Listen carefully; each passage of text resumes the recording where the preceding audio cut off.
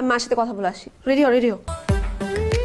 হায় রে দুনিয়া, কি ব্যাপার বলো তোমার? তোরা তো বাইরে খেতে যাচ্ছিস, তাহলে কি আমি একার জন্য রান্না বসাবো? আরে না মা, হয়েছে কি, ওই মিতা কদিন ধরে বলছিল যে মা খেতে পারছে না, মানে রুচিতে সমস্যা হচ্ছে, তো বাইরে থেকে একটু খাবার টাবার নিয়ে আসি, মায়ের রুচির একটু পরিবর্তন হবে, মার একটু ভালো লাগবে। আল্লাহ, ওটা তো আমি এমনি এমনি বলেছি।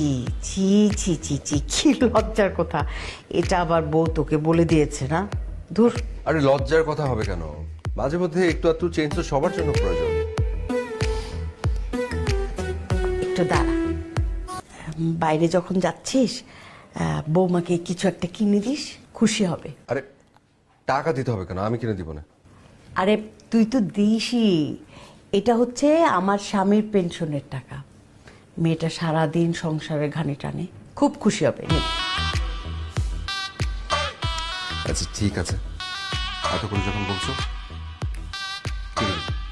ঠিক আছে। মিথ্যার জয় জয়কার। হাই। আচ্ছা ঠিক আছে, বসো। আরে ভাইয়া, হক ভাই কেমন আছেন?